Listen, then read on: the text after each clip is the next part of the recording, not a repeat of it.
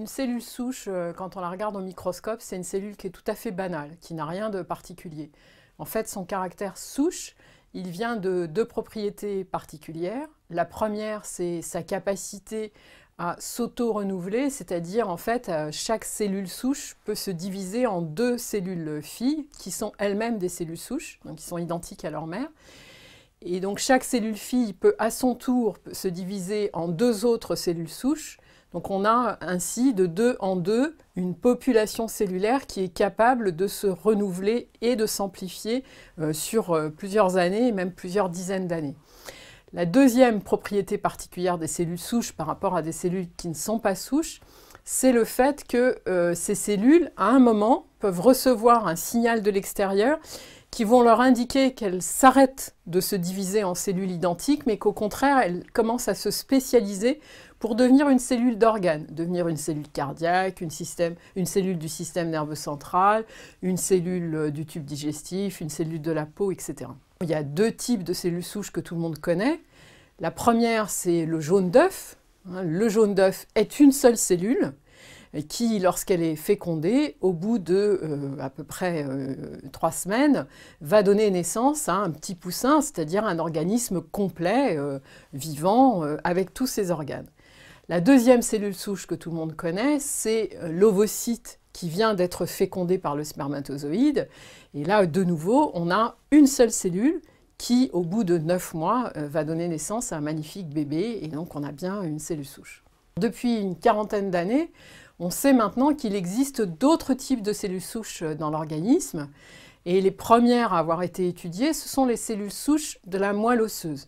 Ces cellules souches, ce sont celles qui permettent le renouvellement du sang. En particulier, nos globules rouges sont complètement renouvelés toutes les 3 semaines grâce à ces cellules souches de la moelle osseuse, mais aussi une partie de nos globules blancs et de nos plaquettes.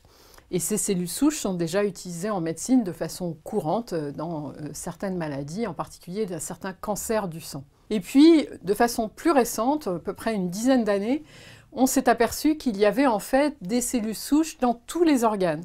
Il y en a dans le cœur, il y en a dans le foie, il y en a dans le cerveau, il y en a bien sûr dans la peau qui participe au renouvellement des poils, mais aussi à la cicatrisation. Et donc chaque organe contient des cellules souches qui sont quand même des cellules spécialisées d'organes, c'est-à-dire qu'elles sont capables de renouveler les cellules de l'organe dans lequel elles sont, mais elles ne sont pas capables d'être utilisées pour renouveler un autre organe que celui dans lequel elles sont. Ce qui est intéressant aussi pour ces cellules souches dites adultes, donc qui sont présentes chez l'adulte, c'est qu'on les retrouve en fait tout au long de la vie. On les retrouve donc bien sûr pendant la vie embryonnaire, puisqu'au départ on a une seule cellule souche qui va ensuite se multiplier et se différencier, mais on les retrouve donc chez l'adulte, chez le vieillard, et même on sait depuis quelques mois maintenant que ces cellules souches persistent après la mort pendant encore quelques semaines. Donc ce sont des cellules qui sont quand même très particulières. Alors, le problème de ces cellules dans les organes, c'est qu'elles sont difficiles d'accès. C'est compliqué d'aller chercher des cellules souches cardiaques dans le cœur, d'aller les chercher dans le foie ou encore dans le cerveau.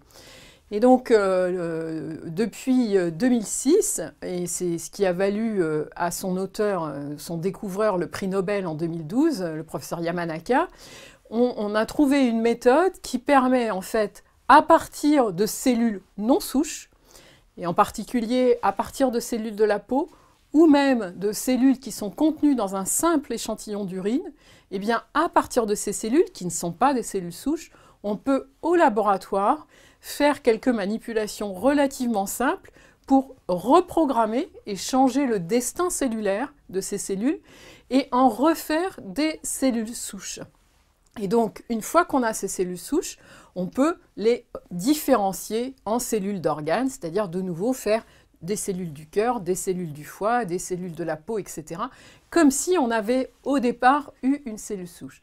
Donc ces cellules sont très intéressantes parce qu'elles permettent d'une part d'avoir dans une boîte de culture au laboratoire des cellules qui ressemblent très fortement aux cellules du patient. Donc c'est un modèle d'étude du patient et d'éventuelles maladies qu'il pourrait présenter.